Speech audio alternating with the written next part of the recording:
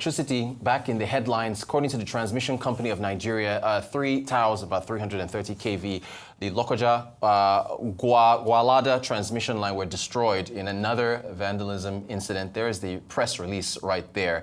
They're saying that some aluminum coils were essentially stolen out of those transmission lines, and they're saying that's impacting getting power out to the rest of the nation. So it's very timely, because before this tweet was even put out, we had already planned to discuss the myriad of grid collapses in the country, this weekend, last week, over and over again. So decentralization of Nigeria's electricity grid has been, of course, top of the line as far as discussions are concerned. So KPMG did put out a report earlier in the year on the issues around decentralization, so grid decentralization issues arising. And we're very happy to have with us one of the authors of this report, Mr. Martins Arogie, who, of course, is a senior partner, tax, regulatory, and people services at KPMG Nigeria. Good morning to you, sir. Thank you so much for joining us. Good to see you again. Whenever I see you, I think about KPMG Arise News Budget Day. Yeah.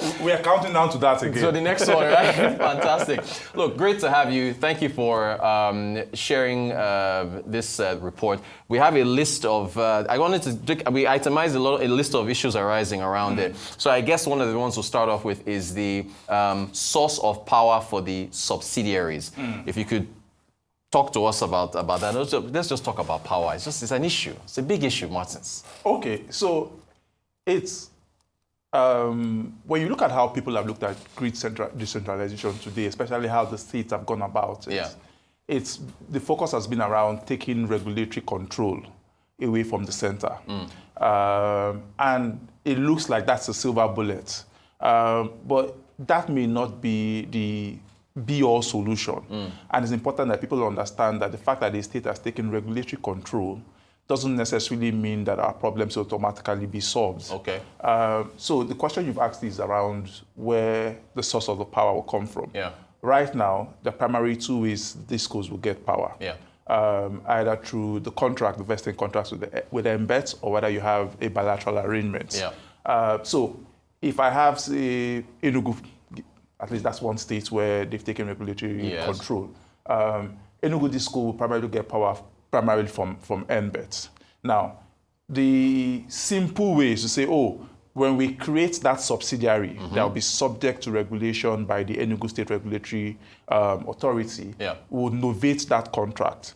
The problem is it's not that simple, because guess what? The prices at which embeds sell is a function of market regulations that have been crafted and agreed by federal agency, NEC. Okay. NEC no longer has control. So would you then say, would the market dynamics that NEC has already put in place, would that price still apply when it goes to Enugu? Remember, a significant portion of the market is under some form of subsidy. All right. Would the federal government be willing to transfer that subsidy to Enugu State, given that they've now taken control? And I don't think a number of these states are thinking about all of these issues right now, especially with the way they've gone about it. I think everyone just seems to believe that nothing will change. We'll just create a subsidiary. Embeds will start selling power to that subsidiary. It will be the same price structure. The federal government will carry the same subsidy. It will just say, it's Enugu State that's not in control. But it doesn't work that way. Thank you. Hey, I will hold my hand up as one of those people who ignorantly thought that was what was going to happen. So that's the reason I'm glad we have you to share it up. As far as the pricing, you just talked about the subsidy. Isn't the answer free markets? Let Enugu set its price. Let this state set its price. Is that not the silver bullet? No? That's the answer. Okay. At some point. Yeah. But it's whether we are ready and whether we are there at that point. Now, so what you would find most people will do is that they probably will get a trading license. So the discos will get a trading license. Yeah. So Enugu sets up a holdco. It buys the power, and then they sell to the one supplying the other states and the one supplying to Enugu State. The challenge you would then have with that is, would the holdco sell power at cost? Right. Because whether you like it or not, they're two different entities, even if they are owned ultimately by the same parties. Gotcha. So if it includes a profit margin, what it means is that people in Enugu State would have to pay higher than people in states where that regulatory control still rests with NEC. Right. You all know the conversations we've had so far around Band A, Band B. So just imagine saying to somebody in Enugu State, you have to pay more, even though the quality of your supply isn't going to change. Right. We don't even know if it's going to even be the same. But it's obviously not going to get better just because Enugu State has taken regulatory control. But hey, you will still pay more. So I think it will be a difficult conversation. Free markets, yes, because I think that's where we ought to get to. Because I think the fundamental challenge in the sector today is the commercials. And we need to evolve a framework where it becomes commercially viable. And I think that's where states will probably be more focused and say, how do we make power commercially viable to be able to attract the relevant investors and investments into the sector in our states, not just taking regulatory control. Thank you for that.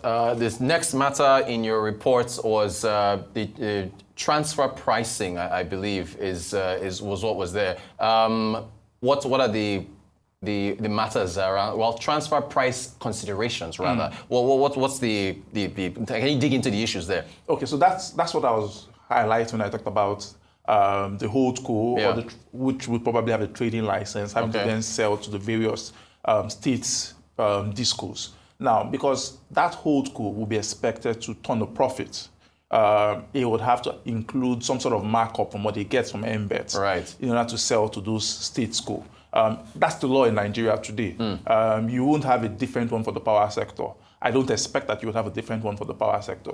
So once you then put that differential, automatically, again, like I said, what it would mean is that those in states where regulatory control has been taken and they've been forced to create a separate subsidiary would most likely be paying more than what you have in other states. And that, I suspect that would be a big challenge. If we just take a holistic view of the states across the country, just looking at population, and I guess when you're purchasing, power and so on, it depends on your dynamics, your population and the needs, the number of businesses. Is theoretically, won't the bigger states, the Lagoses of this world versus the smaller states, won't the bigger states pay more for electricity compared to a smaller state that doesn't have as many people, as many businesses there? Interestingly, if you look at the economics, it seems to suggest that where you have a lot more activity, because of the economics of scale, you probably would be able to get it cheaper. Okay. And that will be a big challenge, because you also don't want a scenario where, because when you balkanize the grid, you then, in a sense, enfranchise a certain section of the population, because they can't afford to move to band A or a higher band, or a separate grid. So if I said to everybody, you can build a grid, willing buyer, willing seller. Obviously, if I had the option between building a grid in say VI and building a grid in my village in Edo State, I know what the option would be. So you may then find a scenario where people move on to much more standard grids, the new grids, and then you then have people who are left on the national grid just because they can't afford to be somewhere else. But there's no longer any investment in that national grid because the people who can afford to pay have all left. So it's the dynamics that we need to get right when we talk about grid decentralization also. Another issue that gives me a headache when I see it is taxes, and I bow to you guys in the tax field because your reports really broke it down. I was just trying to get my head around it. The transfer of tax costs, can you talk about that? Okay, so what most states are doing, those that have taken regulatory control, is say, because we can't regulate you if you operate across various states, we would only have to regulate the entity that operates in our state. You need to set up a subsidiary that is dedicated to operating in our states. When you do that, the assets in that state will have to be transferred to that entity. Now, there are transfer taxes that would typically apply. If you look at the Electricity Act, it seems to give them a waiver for capital gains tax and stamp duties. But these are depreciating assets. A transformer doesn't increase in value. It actually will decrease in value as it's being used. So the chances that you would generate a capital gain upon transfer is very, very low. What you may incur is VAT. And it may be very, very significant because you look at all of this and you say, if I had 6 states and I had to separate all of this, the VAT costs might run into billions, trillions, which is money that probably should have gone into investment and upgrading of infrastructure. Who is going to bear that cost? And if you look at the law, it says if the transfer is between related parties, you'll be exempted from all of this transfer costs. For a year? If that entity has been in existence for a year. Right. But once a state takes on regulatory control, they're pushing you immediately. Right. It doesn't take up to a year. They're not willing to wait a year. So am I supposed to set up an entity today in anticipation that, say, Kogi State would request for regulatory control next year? Right. So how does that work? See, it's all of that dynamics that would need to be managed just to ensure that you don't run into a situation where an industry that is already significantly cash-trapped is then fixed with the burden of additional tax liability that then also impacts their ability to invest in. Could they modify the year matter? Yes, they can. They could. They can. Okay. The president has the right to waive it if he wants. Okay. Other matters now. I think the last bit there is tax leakages. So, I mean, is that similar to this, the transfer? Yeah, so that's more with the, if you look at the VAT is exempted today. Right. When across the value chain, except when the discos sell to the end user. Right. But in the exemption order that was prescribed in, there's a specific value chain that is described, which is gas to Gencos, Gencos to TCN, right? TCN to discos, to TCN through to the discos through embeds, right? And then the discos to end user, right? If you create a holdco, then there's a disconnect because that's a value chain that is not described. Right.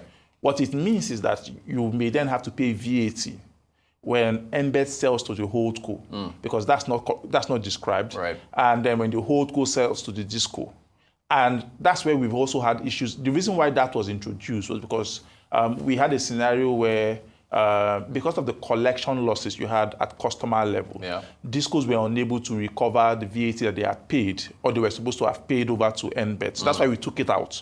Now, we may need to change that order to reflect the new structure, and nobody knows what that new structure will be. We're just throwing stuff in our head and saying maybe the holdco will be what will work, or tradesco will be what will work. But once that structure is defined, we need to then change the order. Otherwise, we may have a scenario where people are being asked to pay VAT to government that they can't recover from customers. And that would be, again, very chaotic.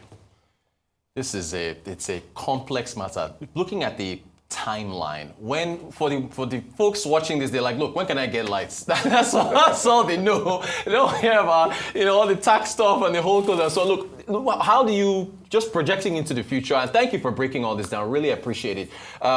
What's the timeline to start seeing meaningful? Because only 6 states have taken control now. So what are the other 30? When do you start to see some progress? Okay, so Lagos State has announced a tender, and interestingly, I don't know all of the details of how they want to run the market, but I think that that's where states need to focus on, not just regulatory control, but creating. A few years ago, 6-7 years ago, there was some scheme in Lagos that I thought, in a sense, had the hallmarks of some sort of success and probably would have been a game changer. Unfortunately, there was a regime change and things had to be reset. What that scheme was going to do was that the Lagos State was going to get generating companies, come and set up plants, embedded generation within the existing disco infrastructure. So that they had identified specific brownfield sites that had access to gas already. You had generating companies who had the ability to be able to build generation capacity within a very short time span. I think then some had said 6 to 18 months. And they were going to run a tender also, something very similar. And what was going to be the decider for those guys was that Lagos State was also saying to them, you would be able to build market value, and then we would also provide some sort of guarantees, working in conjunction with the disco, that ensures that you will get paid as at when due. And I know there were a number of people that were willing to make that investment in generation capacity. And Lagos State was also going to work with the discos at that time, at least that was what had been suggested, to also improve the disco infrastructure in conjunction. Again, it wasn't Lagos State bringing the money. I think then it was either FXIM or AFDB bringing the money, and Lagos State also just providing some sort of guarantees again. And it's that commercial framework. It may not be the same one, but it's having a viable commercial framework that encourages people to be able to come put their money down with the belief that they will to recover that. I think that's what would work. Lagos State has started that process again with the tender. I suspect that it will be something very similar to that approach. And if more states can go into that, then you would begin to see more success. The challenge is whether you have people in all of these states, because people talk about that can pay for it. Exactly. People talk about generating a state market, and it's been thrown around very, very much. Right. What people don't know is that there are very few states in Nigeria with a viable electricity market, and that's the truth. Gotcha. Martin Arogie, thank you so much for joining us to shed some very important light. You guys at KPMG doing great work. Partner, Tax Regulatory and People Services at KPMG Nigeria. Thank you so much for talking about the power sector with us. Really appreciate it.